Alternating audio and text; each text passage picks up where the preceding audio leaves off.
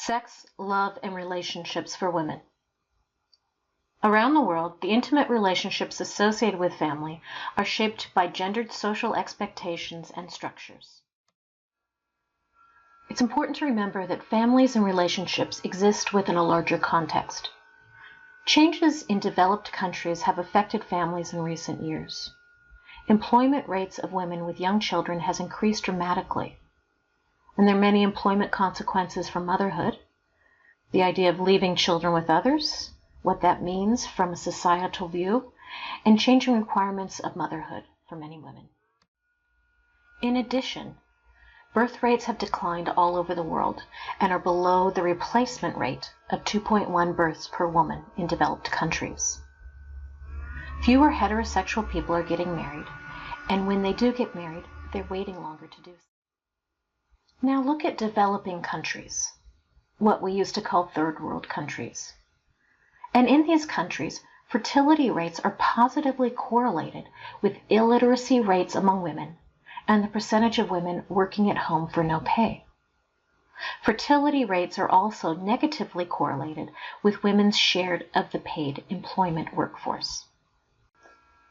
Can you imagine a few reasons why this is true? So knowing that in developed countries, women are having fewer children, heterosexual women are not getting married as frequently and or waiting to get married, what we know is that there are changes that have happened. Women and men are less likely to be able to specialize in gender-appropriate skills. We also have this expectation of women living longer.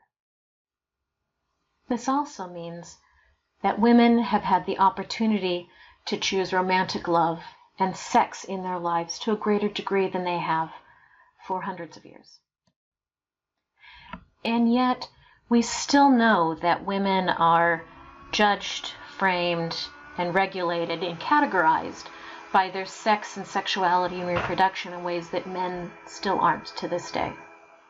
We look at women's sex. As we explored earlier in the semester, women are defined and codified by their sexuality, virginity. There is still this great notion that virginity is ideal for a female's marriage in many parts of the world. So where does this come from? Why does society place such a strong emphasis on penile penetration of the vaginal canal? Sex and sexuality are so much more than that, and for women, there is a clear definition in their lives. We know that women have much more freedom than they have in the past in regards to sexuality. Things like the pill and easier access to contraception have allowed women the freedom in many places, not in all places, but in many places, to choose a life different than their ancestors. So as we turn our focus to romantic love, we must consider the intersectionality of this. There are gender differences in intensity. There are cultural differences to the meaning of love, to the ideals of love and relationship, and in those cultures where matchmaking or arranged marriages still fall into place for people. So let's look at the cost-benefit analysis of romantic relationships for those women who can. As the research shows in your textbook, for women, some of the benefits are intimacy, self-growth, self-understanding, and self-esteem. For men, there's a more standard set of sexual satisfaction that comes in, inexpensive labor, inexpensive therapy, and built-in nursing. For both, research shows that companionship, happiness, feeling loved, and loving another person are highly beneficial. And yet there are costs as well. For women, one of the largest is the loss of identity. We still know that in many places a woman is defined by her marital status.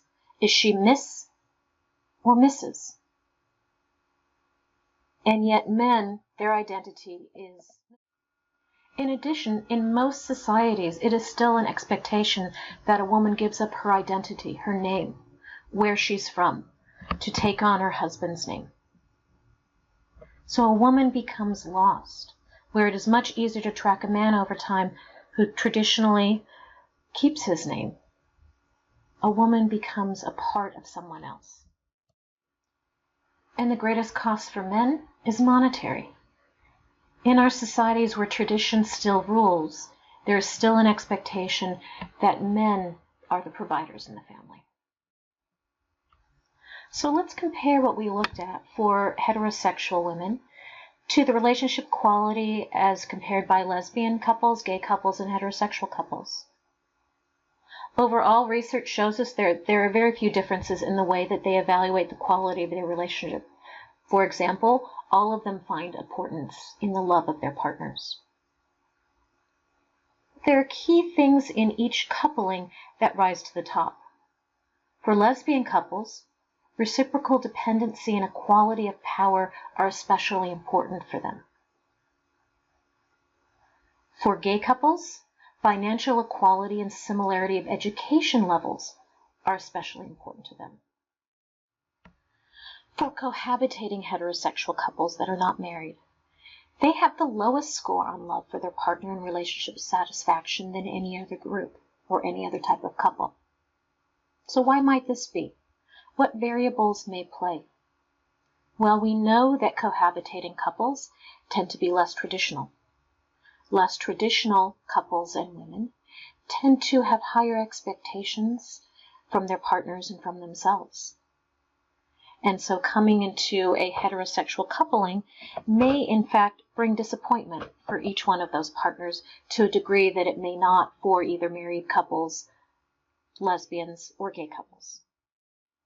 We are often likely to also see power differentials that fall along gendered lines for heterosexual couples. So let's dive a little bit into power and influence strategies in coupling. Your textbook talks about this concept of equity. What is fair? So, equity is the balance of contributions and benefits. And what's really interesting is that this theory is based upon the partner's perception of their own balance of contributions and benefits. Where someone from the outside may see things as unbalanced, if that couple believes that the amount that they contribute and benefit to the relationship is equal, they will have equity. Now let's look at the principle of least interest. What is nice about this theory is, like many theories in social service, it says what it means. The person who needs the relationship least is the person who has the most power. So what does that mean? If you are in a relationship, the person who may have the one foot out the door may not feel that they need the person as much, may not have the same sense of a deep longing for the other partner, has more control in that relationship. This is true for just about every coupling relationship this is. And in the long haul, for long-term relationships that are rather egalitarian, we can see this as well. And it may shift over time based on what is going on in that relationship and what's happening for the individuals within this relationship. When we look at influence strategies in relationships, there are a few key that the textbook discusses. First is the idea of bilateral versus unilateral. Are couples bargaining? Are they compromising? Are they negotiating? Or are they arguing? Bilateral would mean that there is a way that both partners can influence, versus unilateral, one partner dictates and or dictates what's important. And there's a relationship between that and the direct versus indirect influence strategies. A person who feels comfortable in their own skin, who feels like they have some power and say in their relationship, will often be direct with their partner. I want, I need, I would like you to. Where the individual that has less power or feels powerless in the relationship will use indirect strategies, manipulation, supplication. I will do what you want if. I'm going to manipulate around this person to get them to give me what I want because I don't feel strong. And we think about these indirect influence strategies, they're weak influence strategies. They're also, not surprisingly, more common to see in women in heterosexual relationships, as again, societally, we still have a broader view of traditional male and female gendered roles in relationships.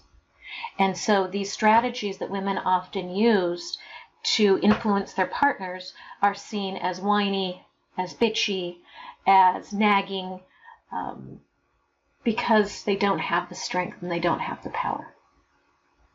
When there's a true egalitarian relationship, you're not going to see indirect influence strategies. You're going to see directness where couples can communicate what they want and what they need, how they make decisions together.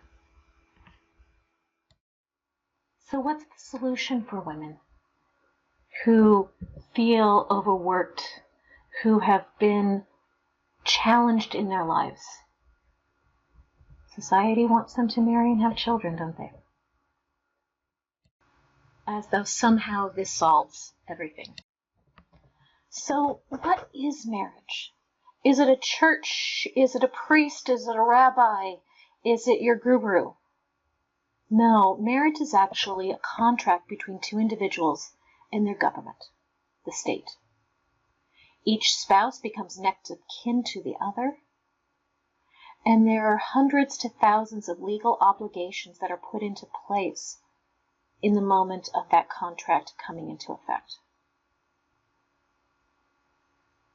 This contract has been historically disadvantageous for women. So what are some of these disadvantages? The loss of self, the loss of property. In many countries around the world, women cannot be raped by their husbands when they are married. Even in places like the United States, that did not become illegal in all states until the mid-90s. So why in the world would same-sex couples want to participate in a process that is so disadvantageous for women? It speaks to having the same rights as everyone else, doesn't it? It speaks to the ability to be a full functioning human being, a full citizen, a full resident of the place in which a lot's changed in the last 5 to 7 years. We have a number of countries around the world that allow marriage for all adults.